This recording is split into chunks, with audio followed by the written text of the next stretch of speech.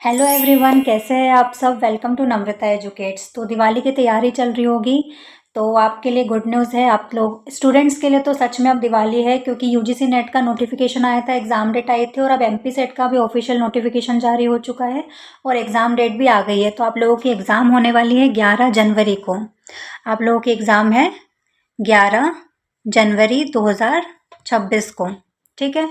तो 11 जनवरी डेट याद रखना, आप लोगों की एग्ज़ाम है। इसके अलावा आपके जो एप्लीकेशन फॉर्म है वो फिल होना स्टार्ट हो जाएंगे 25 अक्टूबर से। 20 नवंबर लास्ट डेट है, तो लास्ट डेट के लिए मत बैठे रहना, सर्वर डाउन रहता है और लेट फी लगेगी बहुत ज़्यादा। 3,000 और 25,000 तक लेट फी लग रही है, तो इसलिए पहले ही फॉर्म फिल कर देना ताकि बाद में रिग्रेट ना हो। ये पूरी 22 पेज की पीडीएफ है, तो आप पढ़ लेना। मैंने अपने टेलीग्राम चैनल पर अपलोड कर दी है पीडीएफ, और टेलीग्राम चैनल का लिंक आपको डिस्क्रिप्शन में मिल जाएगा। इसके कुछ इंपॉर्टेंट पॉइंट्स जो मुझे लगते हैं वो मैं आपको अभी बता देती हूँ। आप लोगों को एप्लीकेशन फॉर्म फिल करना है तो इन दोनों वेबसाइट में से कहीं पर भी आप फिल कर सकते हो, mpsc.mp.gov.in पर जाकर। ये जो एग्ज़ाम होने वाला है आपका ओएमआर शीट पर होने वाला है, ऑफलाइन एग्जाम होगा, ठीक है। यूजीसी नेट का एग्जाम सीबीटी मोड में होता है, ऑनलाइन मोड में एग्जाम होता है, लेकिन आपका एमपी सेट का जो एग्जाम होता है वो ऑफलाइन मोड में होगा। इसमें कोई भी नेगेटिव मार्किंग नहीं होती है, तो ये बेनिफिट है आपके लिए। एप्लीकेशन फॉर्म की डेट मैंने बता ही दी है, 25 अक्टूबर से 20 नवंबर तक लास्ट डेट है। इसके अलावा अगर आपके फॉर्म फिल होने में कोई गलती हो गई है तो आप इसको सुधार सकते हो, तो उसके लिए डेट दी हुई है इन्होंने 30 अक्टूबर से 22 नवंबर तक। 30 अक्टूबर से 22 नवंबर तक आप सुधार सकते हो। पहले से ही अच्छे से फॉर्म फिल कर देना ताकि ये गलती वगैरह कुछ हो नहीं आपके फॉर्म में, ठीक है। और जो फ़ी लगेगी आपकी एप्लीकेशन फॉर्म भरने की, तो मध्य प्रदेश के मूल निवासी और अनुसूचित जाति जनजाति वगैरह के लिए 250 रुपये फ़ी है, और मध्य प्रदेश के बाहर के जो निवासी रहेंगे अगर वो भरना चाहते हैं फॉर्म, तो उनके लिए 500 रुपये फ़ी रहेगी। त्रुटि सुधार, अगर आपके फॉर्म में कुछ गलती हो गई है, सुधार करवाना है, तो 50 रुपये लगेगा आपको। इसके अलावा ये देखो, विलंब शुल्क, लेट फ़ी, आपने फॉर्म भरने में लेट हो गए हो तो उसके लिए डेट दी है 21 नवंबर से 28 नवंबर तक 3,000 रुपये लगेंगे। 29 नवंबर से एग्ज़ाम के 10 दिन पहले तक भी आप फॉर्म भर सकते हो, लेकिन उसके लिए लगेंगे 25,000 रुपये, ठीक है, 25,000 रुपये। और इतने पैसे अगर आपके पास है लेट फ़ी भरने के लिए, तो मैं तो यही बोलूँगी कि आप फॉर्म ही मत भरो, आपको तो एग्ज़ाम देने की ज़रूरत नहीं है, ठीक है। अगर आप इतने अमीर हो तो फिर एग्ज़ाम देने की ज़रूरत नहीं है, क्या करोगे एग्ज़ाम दे के। इतने पैसे अगर आपके पास है तो कोई मतलब नहीं है फिर लेट फी के साथ भरने का, इसलिए पहले ही फॉर्म फिल कर देना। न्यूनतम शैक्षणिक योग्यता क्या रहेगी आपकी, तो आपके पास पोस्ट ग्रेजुएशन की डिग्री होनी चाहिए, मास्टर्स डिग्री होनी चाहिए, जिस भी सब्जेक्ट से आप सेट या नेट क्वालिफाई करना चाहते हो।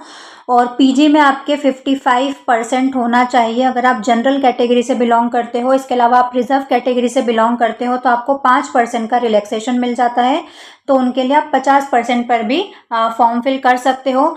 अब यहाँ पर एक डाउट रहता है कि ईडब्ल्यूएस, तो ईडब्ल्यूएस वालों को 55% ही होना चाहिए पीजी में। ईडब्ल्यूएस को 5% का रिलैक्सेशन नहीं मिलता है, यहाँ पर साफ साफ लिखा हुआ है, आप पढ़ सकते हो, ठीक है। जो ईडब्ल्यूएस से फॉर्म फिल कर रहे हैं उनको 55% ही होने चाहिए, 55% होने चाहिए पीजी में, उनको रिलैक्सेशन नहीं मिलता है।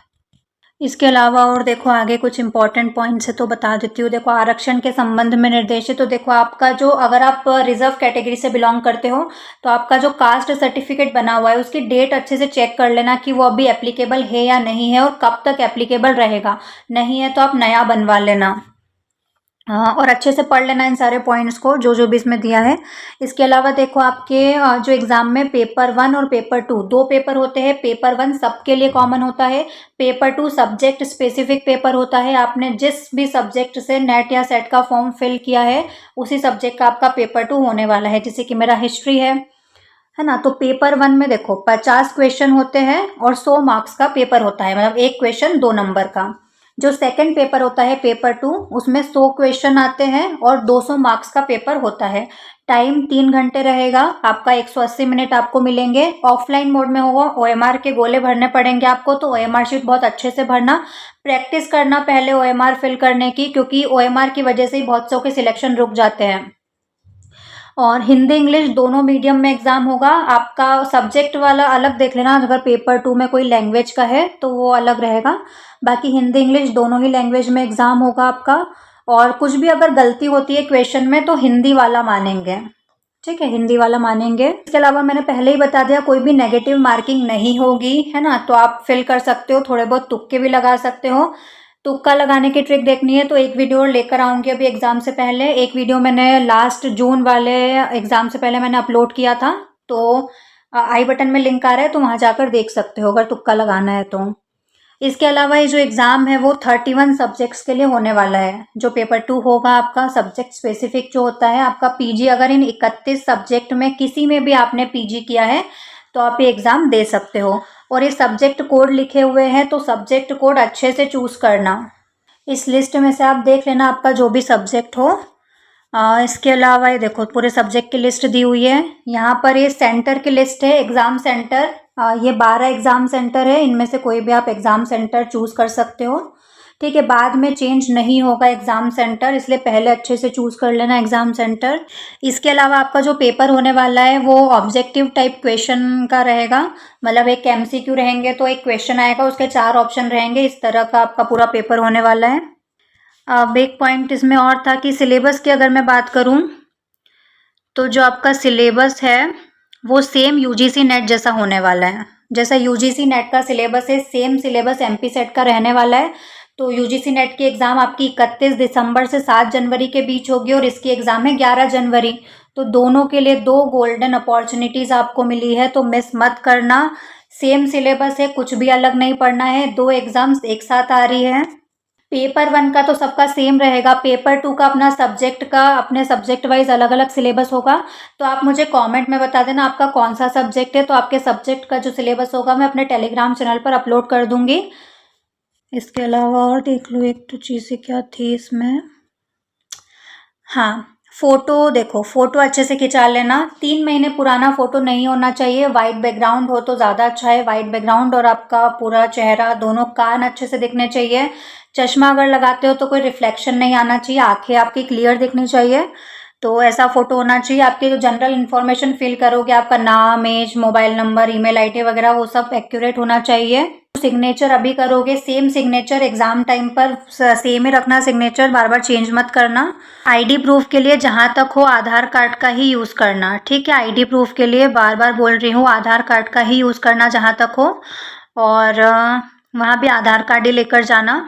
तो ये जनरल इन्फॉर्मेशन यही थी, ये सब मैंने दे दी है। ओएमआर वगैरह का मैंने बता ही दिया है। देखो इसमें एक एग्जाम्पल दिया है किस तरह से आपको ओएमआर शीट फिल करनी है, तो इसको पढ़ लेना आप। बाकी जनरल जो भी इम्पोर्टेंट था वो मैंने बता दिया है। इसके अलावा अगर आपको कोई डाउट है तो मुझसे कमेंट सेक्शन में पूछ सकते हो। और हिस्ट्री से अगर आपका नेट है, हिस्ट्री से अगर तैयारी करना चाहते हो तो मेरे साथ कर सकते हो। चैनल को सब्सक्राइब कर लेना, बेल आइकन प्रेस कर लेना ताकि आपके पास वीडियो की नोटिफिकेशन पहुंच जाए। और हिंदी साहित्य अगर आपका है तो हिंदी के कुछ वीडियोस मैंने अपलोड किए हैं और हिंदी ग्रामर में पूरा पढ़ाऊंगी, तो स्क्रीन पर जो प्लेलिस्ट शो रही है उस पर जाकर क्लिक कर सकते हो। इसके अलावा जो तुक्का लगाने की ट्रिक बोला था मैंने नेट और सेट एग्जाम में, तो स्क्रीन पर ये जो वीडियो शो हो रहा है इस पर जाकर क्लिक कर लो।